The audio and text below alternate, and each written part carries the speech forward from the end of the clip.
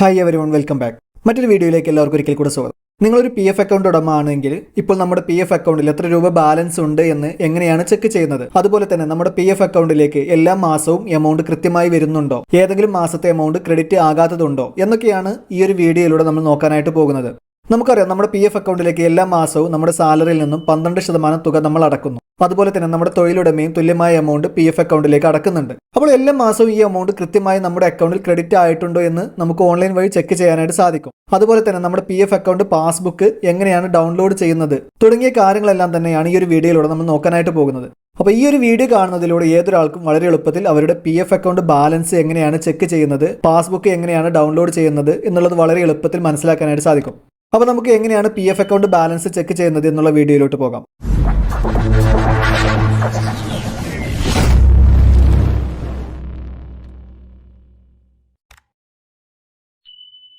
അപ്പോൾ നമ്മളിവിടെ ആദ്യം നമ്മുടെ ബ്രൗസർ ഒന്ന് ഓപ്പൺ ചെയ്ത് കൊടുക്കുക. ശേഷം ഇവിടെ സെർച്ച് ബാറിൽ EPF പാസ്ബുക്ക് എന്ന് ടൈപ്പ് ചെയ്ത് ഒന്ന് സെർച്ച് ചെയ്ത് കൊടുക്കുക. ശേഷം അവിടെ നമുക്ക് ഇതുപോലെ സെർച്ച് റിസൾട്ട് വന്നിട്ടുണ്ടായിരിക്കും. അതിൽ ഒന്നാമത്തെ ഓപ്ഷൻ നമുക്ക് കാണാം EPFO മെമ്പർ പാസ്ബുക്ക് എന്നുള്ളത്. അപ്പോൾ അതിലൊന്ന് എൻ്റർ ചെയ്ത് കൊടുക്കുക. ശേഷം നമ്മൾ ഇതുപോലെ ഒരു ഇൻ്റർഫേസിലോട്ട് വന്നിട്ടുണ്ടായിരിക്കും. നമ്മുടെ പാസ്ബുക്ക് ലോഗിൻ ചെയ്യാനുള്ള ഒരു പേജാണിത്. ഈ ഒരു സൈറ്റിൻ്റെ ലിങ്ക് ഞാൻ ഇതിൻ്റെ കമൻറ്റ് ബോക്സിൽ കൊടുത്തിട്ടുണ്ട്. അപ്പോൾ നിങ്ങൾ ആ ഒരു ലിങ്കിൽ എൻ്റർ ചെയ്ത് കൊടുത്തു കഴിഞ്ഞാൽ നിങ്ങൾക്ക് ഡയറക്റ്റ് ആയിട്ട് ഈ ഒരു സൈറ്റിലേക്ക് എൻ്റർ ചെയ്യാവുന്നതാണ്. അതിനുശേഷം അവിടെയുള്ള UAN എന്നുള്ള ഭാഗത്ത് നമ്മുടെ UAN നമ്പർ നമ്മൾ കറക്റ്റായിട്ട് എൻ്റർ ചെയ്ത് കൊടുക്കുക. അതിനുശേഷം താഴെയുള്ള പാസ്വേഡ് എന്നുള്ള ഭാഗത്ത് നമ്മൾ ക്രിയേറ്റ് ചെയ്തിട്ടുണ്ടായിരുന്ന ഒരു പാസ്വേഡ് അതുപോലെ തന്നെ കറക്റ്റായിട്ട് എൻ്റർ ചെയ്ത് കൊടുക്കുക. അതിനുശേഷം താഴെ ഒരു കോഡ് കൊടുത്തിട്ടുണ്ട്. അതിന് താഴെയുള്ള ആ ഒരു കോളത്തിൽ ആ ഒരു കോഡ് അതുപോലെ തന്നെ കറക്റ്റായിട്ട് എൻ്റർ ചെയ്ത് കൊടുക്കുക. അതിനുശേഷം ഇവിടെ താഴെയുള്ള സൈൻ ഇൻ എന്നുള്ള ഈ ബട്ടണിലൊന്ന് പ്രസ് ചെയ്ത് കൊടുക്കുക. അതോടുകൂടി നമ്മുടെ മൊബൈൽ നമ്പറിലേക്ക് ഒരു 6 അക്ക OTP കോഡ് നമുക്ക് SMS ആയിട്ട് ലഭിക്കും. ആ ഒരു OTP കോഡ് നമ്മളിവിടെ എൻ്റർ ചെയ്ത് കൊടുക്കുക. അപ്പോൾ അതിനുശേഷം ഇവിടെ താഴെയുള്ള വെരിഫൈ എന്നുള്ള ബട്ടൺ നമുക്ക് ആക്റ്റീവായി വന്നിട്ടുണ്ടായിരിക്കും. ആ വെരിഫൈ എന്നുള്ള ബട്ടണിലൊന്ന് പ്രസ് ചെയ്ത് കൊടുക്കുക. ശേഷം നമ്മുടെ പാസ്ബുക്ക് പേജ് ഇതുപോലെ ഓപ്പണായി വരുന്നതായിരിക്കും. അപ്പോൾ ആ ലോഡിങ് ആയിക്കൊണ്ടിരിക്കുന്നുണ്ട്. അപ്പോൾ ആ ഒരു സമയം നമ്മളൊന്ന് വെയിറ്റ് ചെയ്ത് കൊടുക്കുക. ഇപ്പോൾ നമ്മുടെ പാസ്ബുക്കിൻ്റെ ആ ഒരു ഹോം പേജ് നമുക്ക് ഇതുപോലെ ഓപ്പണായി വന്നിട്ടുണ്ടായിരിക്കും. അതിൻ്റെ മെയിൻ പേജിൽ ഇതുപോലെ ആയിരിക്കും നമുക്ക് കാണുന്നുണ്ടാവുക. ഇവിടെ EPF കോൺട്രിബ്യൂഷൻ സമ്മറി എന്നുള്ളത് കാണാം. അതിൽ താഴെയായിട്ട് ടോട്ടൽ അവൈലബിൾ ബാലൻസ് എന്നുള്ളത് കാണാം. അപ്പോൾ അതിൽ നമുക്ക് ഇനി ഇപ്പോൾ എത്ര രൂപയാണ് ബാലൻസ് ഉള്ളത്, ടോട്ടൽ എമൗണ്ട് എന്നുള്ളത് നമുക്ക് അവിടെ കാണാം. അതിന് താഴെയായിട്ട് എംപ്ലോയി ഷെയർ അവൈലബിൾ എമൗണ്ട് എത്രയാണെന്നുള്ളത് കാണാം. അതിന് താഴെയായിട്ട് എംപ്ലോയർ ഷെയർ എത്രയാണ് അവൈലബിൾ എന്നുള്ള എമൗണ്ട് നമുക്ക് അവിടെ കാണാനായിട്ട് സാധിക്കും.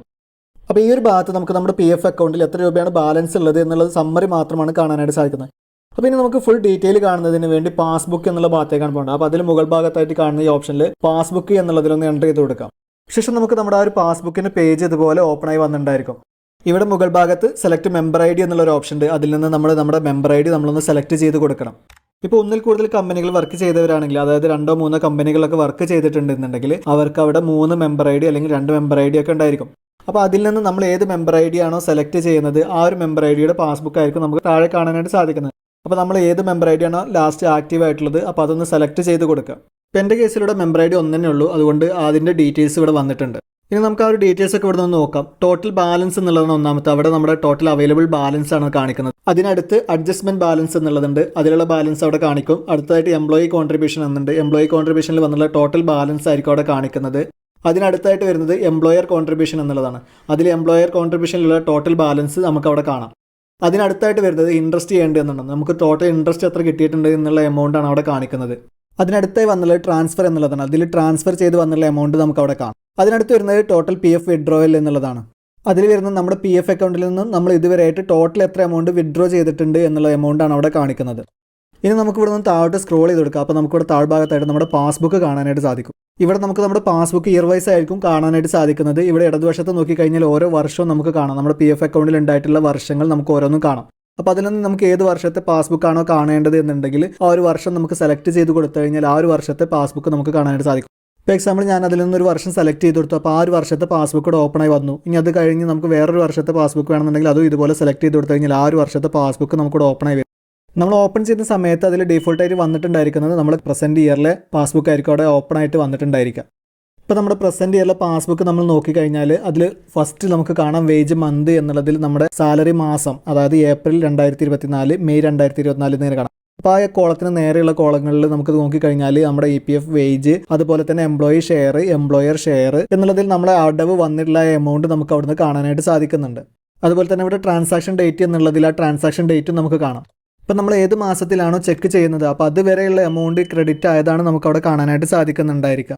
ഇനി നമുക്ക് ഈ ഒരു പാസ്ബുക്ക് ഡൗൺലോഡ് ചെയ്യണമെന്നുണ്ടെങ്കിൽ ഇവിടെ മുകൾ ഭാഗത്തായിട്ട് ഡൗൺലോഡ് ആസ് PDF എന്നുള്ള ഒരു ഓപ്ഷൻ കാണാം. അപ്പോൾ അതിലൊന്ന് എൻ്റർ ചെയ്ത് കൊടുത്ത് കഴിഞ്ഞാൽ നമുക്ക് ഇതുപോലെ വിൻഡോ വന്നിട്ടുണ്ടായിരിക്കും. അതിൽ ഡൗൺലോഡ് ഫയൽ എന്നുള്ള ഒരു ഓപ്ഷൻ കാണാം. അപ്പോൾ അതിലൊന്ന് എൻ്റർ ചെയ്ത് കൊടുക്കാം. ശേഷം നമുക്ക് നമ്മുടെ ആ ഒരു പാസ്ബുക്ക് ഡൗൺലോഡ് ആയത് ഇതുപോലെ ഓപ്പണായി വരുന്നതായിരിക്കും. EPF അക്കൗണ്ടിൽ ബാലൻസ് ചെക്ക് ചെയ്യുന്നത് എങ്ങനെയാണ്, അതുപോലെ തന്നെ പാസ്ബുക്ക് ഡൗൺലോഡ് ചെയ്യുന്നത് എങ്ങനെയാണ് എന്നുള്ള ഈ ഒരു വീഡിയോ നിങ്ങൾക്ക് ഉപകാരപ്രദമായി എന്ന് കരുതുന്നു. വീഡിയോ ഇഷ്ടപ്പെട്ടുവെങ്കിൽ ലൈക്ക് ചെയ്യുക. അതുപോലെ തന്നെ മറ്റുള്ളവർക്ക് കൂടെ ഉപകാരപ്പെടുന്നതിന് വേണ്ടി ഒന്ന് ഷെയർ ചെയ്ത് കൊടുക്കുകയും ചെയ്യുക. കൂടാതെ നിങ്ങൾ ഈ ചാനൽ ഇനിയും സബ്സ്ക്രൈബ് ചെയ്തില്ലെങ്കിൽ ഇപ്പോൾ തന്നെ വീഡിയോയുടെ താഴെയുള്ള സബ്സ്ക്രൈബ് ബട്ടൺ ഒന്ന് പ്രസ് ചെയ്ത് ചാനൽ സബ്സ്ക്രൈബ് ചെയ്തു വെക്കുക. തുടർന്നുള്ള ബെല്ലൈക്കൺ കൂടെ ഒന്ന് എനാബിൾ ചെയ്തു വെക്കുക. ഉപകാരപ്രദമായ മറ്റൊരു വീഡിയോയുമായി വീണ്ടും വരാം.